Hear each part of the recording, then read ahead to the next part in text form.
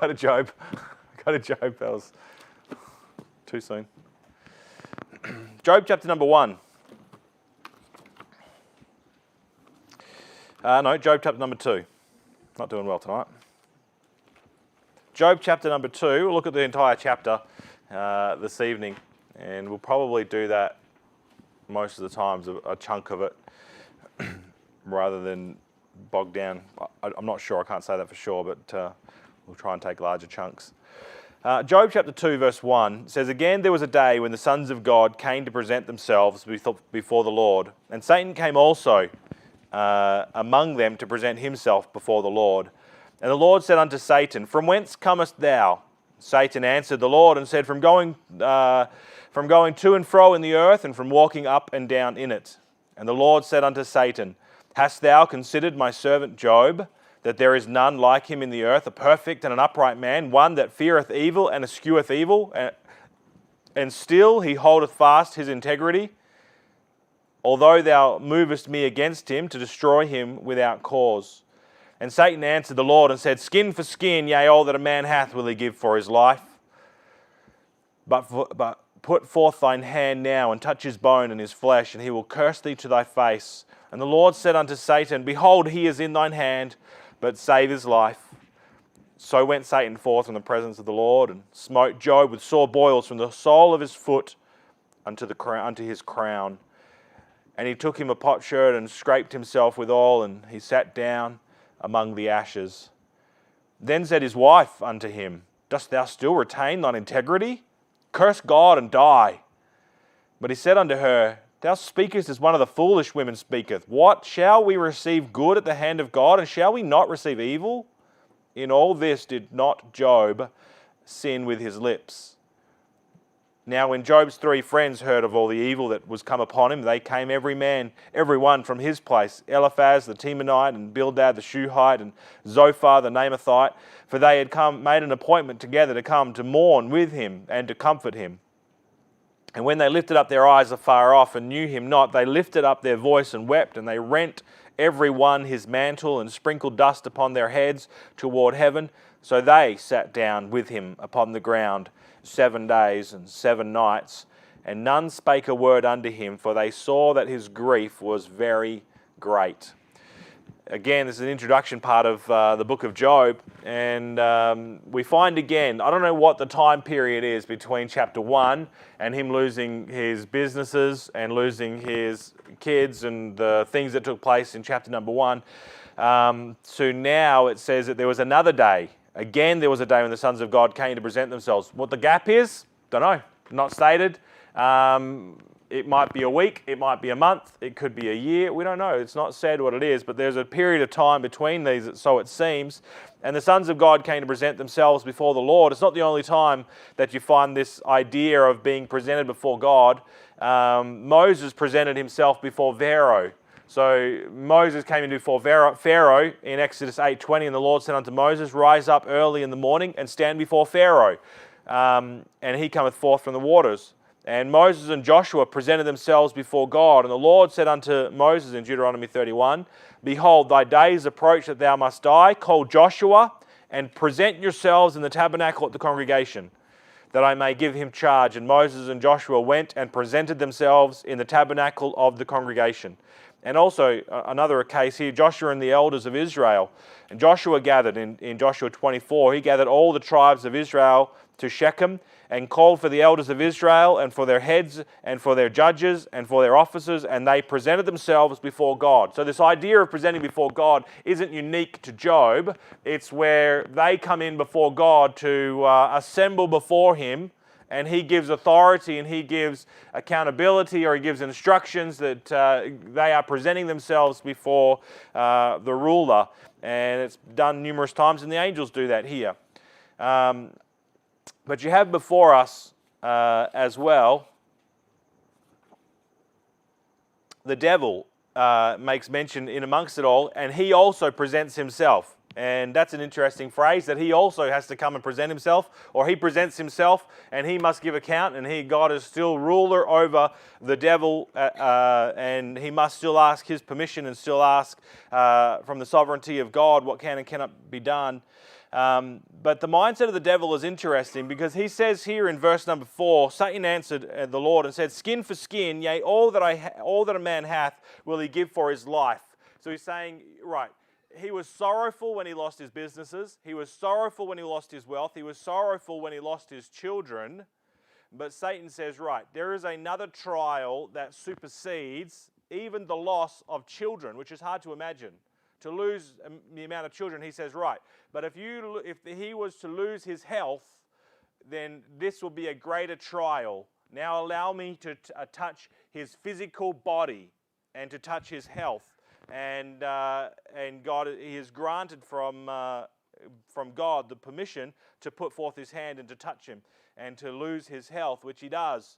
And it's interesting, one comment that I've came across says that it is the devil's perpetual estimate of humanity that flesh is supreme. You think, what does he mean by that? But that the devil always looks at man as if he can be controlled by his flesh. He controls him through the lust of the flesh, the lust of the eyes, and the pride of life. The devil is always trying to control man, humanity, through flesh. And now he's saying, right, if I just touch his flesh and he loses his health, he'll curse God. So he's always dealing with the flesh side of things. God deals with the spirit side of man. He tries to control man through the desires of holiness and desire of righteousness. And the devil is trying to attack through the flesh. And that continues on all the way through the Bible, and we know that today. So you have the devil here, but you have another aspect to this story. We're not going to spend too much time on it this evening, but you have Job's wife pop up. Now, that's another trial added to the trials that he has had. Sure, he's lost his 3 different business ventures, and he's lost his wealth, and he's lost or at least lost his income, and he's lost his children, he's lost his health. But then you find that his wife here in verse number 9, then said his wife unto him, "Dost thou still retain thine integrity? Curse God and die." That is another layer of difficulty that weighs upon the soul. For surely he should have gone the place where he thought he might have, the place where he might have expected, or at least hoped to find some relief. He found none. To find some comfort, some solace, some soothing word, something to encourage him in his trials. But he got to the place where his wife, whether the devil or whatever it was working, the devil worked in her, to tell him, to encourage him to say, curse God and die. Just curse God. Now if you look at this verse over here in Job 19, about his wife. Job 19, she's mentioned again in Job 19.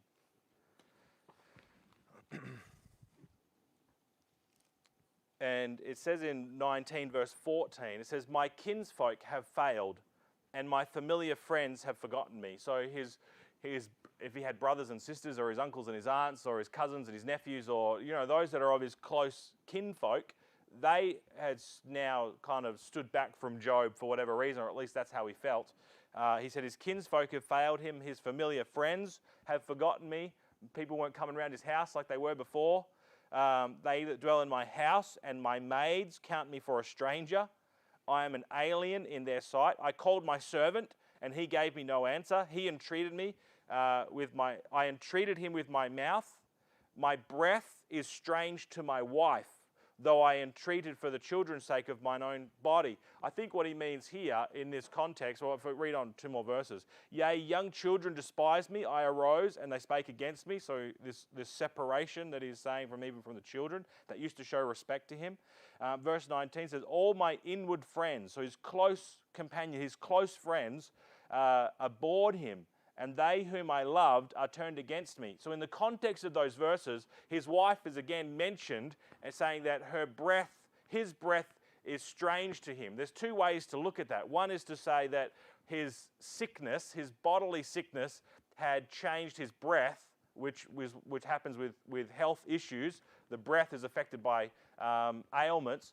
Now, that even she didn't recognize his breath in that sense, or what I think more likely is that she's separated herself from him, that his breath is strange to her because she's not even around. She's somewhere else. She's not near him like she once was. And that seems to fit, again, when she's saying that she's kind of tired of maybe taken the own bitterness or the sorrows or the heartaches of the trials as well. Because when Job lost his children, she lost hers. There's a genuine hurt there as well on her side of things. And when Job lost his income, she lost her income. When Job became poor, she became poor. Like there's a connection there between the two. And though she's not dealt with in these trials, we do know that Job goes on and has more children. So their relationship does fix and is healed through the trial at the end of it. But during it, it's difficult. And even his wife is aloof from her and from him and stands back. And where he was hoping to get comfort and relief in this life, he found none. And that's difficult. That's just as difficult, even though it's one verse there, as the kids being lost and the wealth and his health and all of those things compiled on him to weigh things down. And there's not really, if you take those four considerations from business and wealth and children, wealth and children and health and relationships, there's not really anything else that we really suffer from in this world. Out of those four strands, they're the ones. I didn't mention Kerry Williamson last week, but I was thinking about it afterwards. We were talking about people and their struggles and their trials in life. And we were talking about Horatio Spafford and Bruce Harris and different people here and that we knew in stories. But Kerry Williamson lost her husband, who we're praying for tonight. Some of you don't know this. But Kerry Williamson was with her husband and young family in Fiji, and they had left their businesses. They weren't pastoring or church, or they just wanted to go over there to be a help to the missionaries in Fiji. And then they started to see that there was a need for orphans, and so they were trying to take in, they were going to start up an orphanage, her and her husband. Well, her husband one day, on a bike, racing with the kids, racing down a hill or whatever was where they were doing, he came off that bike, head injury. He died from those head injuries. A day or 2 days later or some period of time from it, passed away. So she lost her husband. Now she has these kids that they were adopting. Now she looks after these kids. They have health issues. There's some significant health issues with one of the kids that she adopted. She has her own children. So when she loses her husband, she lost her income as well, her support stream. And now she is over here, so she lost her husband, a relationship. She's lost a wealth and her house. And then she now has had a double mastectomy the last month, and her health is affected. Out of everyone that I was mentioning, Kerry Williamson is one that's closest to Job that I personally have ever met. To have all of those areas in one person's life. So when we look at Job, we say, oh, what a fanciful story. Things like that don't happen. Things like this absolutely do happen. They are around us. And we may get one strand of whatever the four may be, but there are some that might get two and some get three, and some, for whatever reason, have all four like Job. They're difficult. And Job experienced those things. But there's one word that I have circled in chapter number 2 because it appears twice. It appears first in verse number 3, and it's God's estimation of Job. It says, "And the Lord said unto Satan, Hast thou considered my servant Job? And there is none like him in the earth, is a perfect and an upright man, one that feareth God and escheweth evil, and still he holdeth fast his integrity." Now, if you look at what his wife says in verse number 9, "Then said his wife unto him, Dost thou still retain thine integrity?" So Job, in amongst all of this trial, there is one thing that both his enemy, though probably only for a short amount of time and an emotional enemy at best, his wife, and God himself acknowledged that Job was a man of integrity. That through it all, his integrity remained intact. Solomon is no doubt influenced by Job. There are many times when you read through the book of Job, you think, oh, I've read this before in Proverbs. And no doubt Solomon in all his readings would have read Job because he puts it in. Let me give you a couple of illustrations. In Job 28, I'll just read to you some of these verses.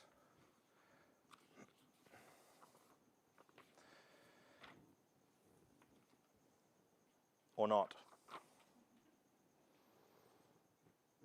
Strange. Oh, printed double-sided. In Job 28, verse 18, he says, no mention, this is what Job says as he's debating with his friends. He says, no mention shall be made of coral or of pearls, for the price of wisdom is above rubies. Now, when you hear that statement, who do you normally attribute that to? Solomon, because Solomon says the price of the wise woman is her price, who shall find a virtuous woman? For her price is far above rubies. Now, Solomon is obviously influenced heavily by Job, because in that same chapter, in chapter number 28, he also says, Job says this, and unto man he said, behold, the fear of the Lord, that is wisdom, and to depart from evil is understanding. Now, if I read that to you, who would you naturally attribute that to?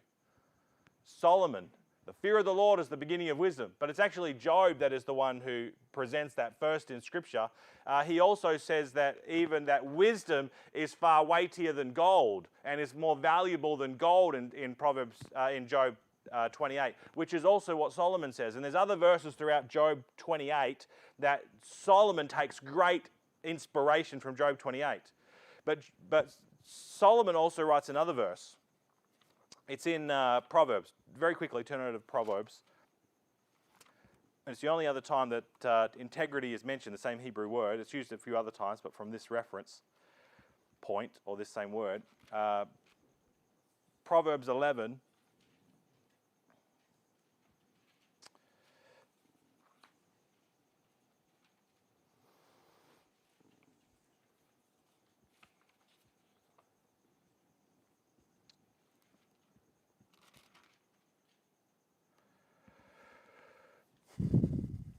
Oh man, I've lost it. Where is it? It is, yeah. The integrity of the upright shall guide them, but perverseness of transgressors shall destroy them. He writes about integrity, and I can't help but think, as Solomon is writing this verse, that he also has Job, because if you're going to pick a man out of who has integrity, Job is the man. He's the man that has integrity. He goes through great trials. The flames of life have been turned up on him, and yet God and his wife both acknowledge he is still a man of integrity, regardless of the situations. Which means this: integrity is, we don't chase this path, but to give you a brief definition of integrity, integrity has to do, in part, has to do with innocence, purity. So his heart, his life, he was one of innocence and purity in heart. He was complete and whole. But beyond that, integrity has to do with this: adherence to ethical principles. Honesty is what integrity has to do with. It's a sound, it's unimpaired or a perfect condition. So think of it like this. So think of a perfect condition. So with integrity, there's always a connection between what something is, what it should be, and what it actually is. So, for instance, if you were to, well, let me give you a relevant illustration. I don't know if you've been listening to the news or following, but Hay Street was shut off. I think it's still shut off at the moment. So, Rockaby Road down in Subiaco, Hay Street is shut down because one of those buildings, or a couple of those buildings along those storefronts, the old original, been there for years and years, 100+ years, the facade on the front is leaning, or there was great concern that the whole front of those buildings, the brick facades, were going to collapse and fall down on the walkways and right across the road.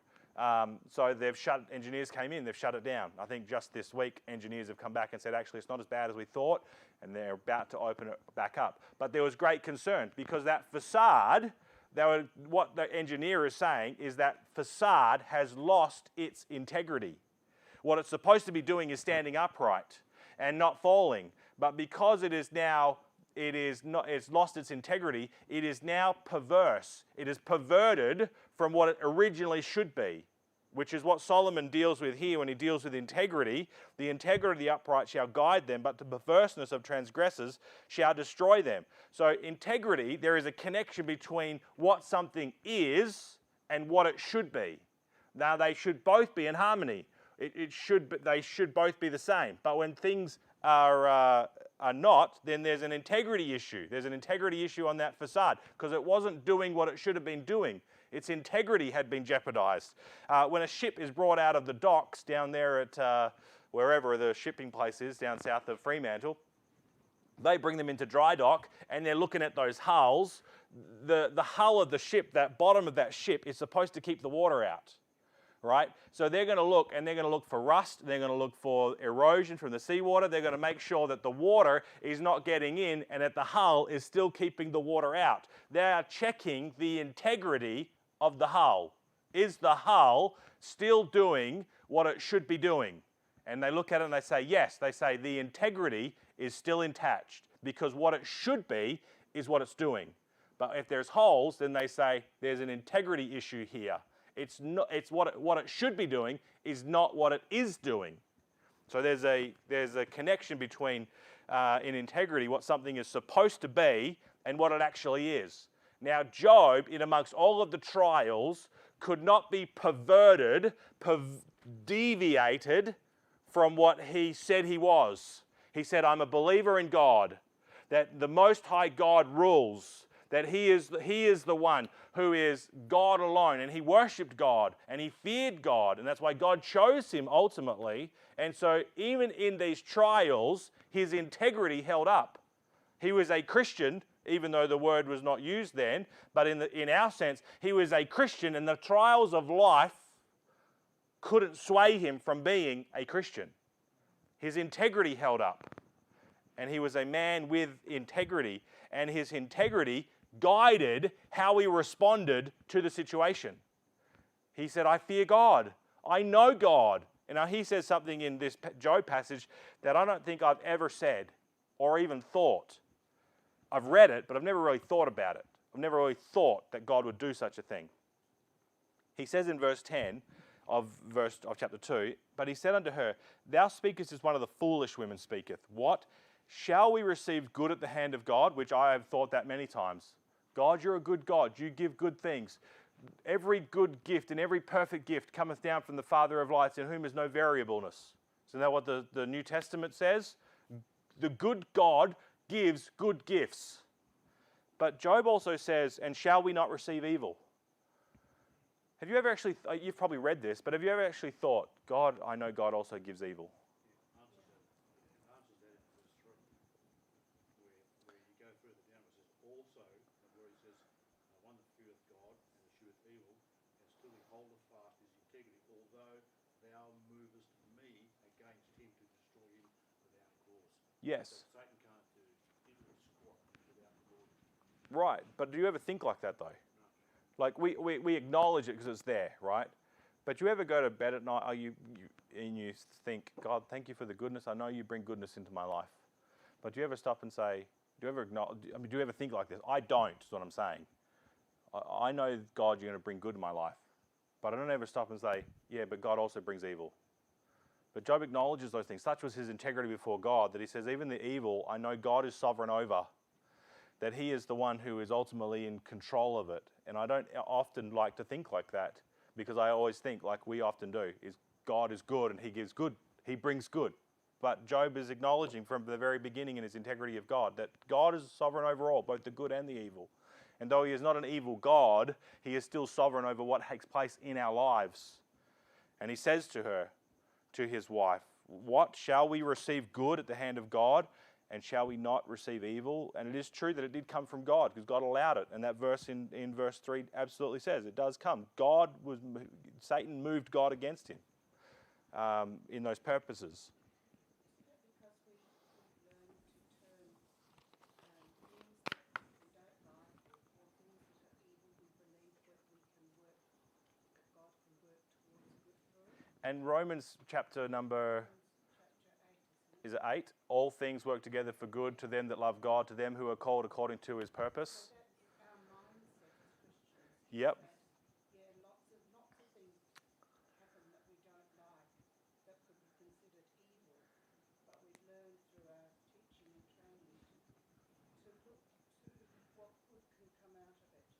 Yeah, it's not even just from our training, because the Bible is clear on that very point as well. Because does good come out of what Job does?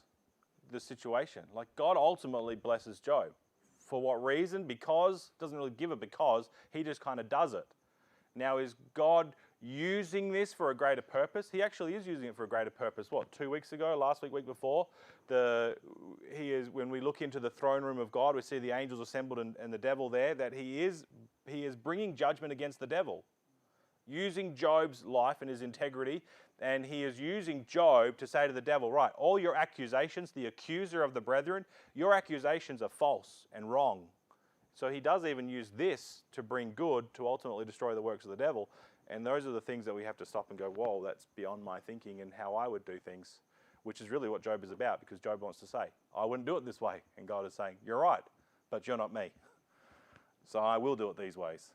And so he does. He retains his integrity in amongst all of the trials, and he is guided, as Solomon probably sits there on his throne thinking, man, that is a man of integrity. And Job chapter 2 is this.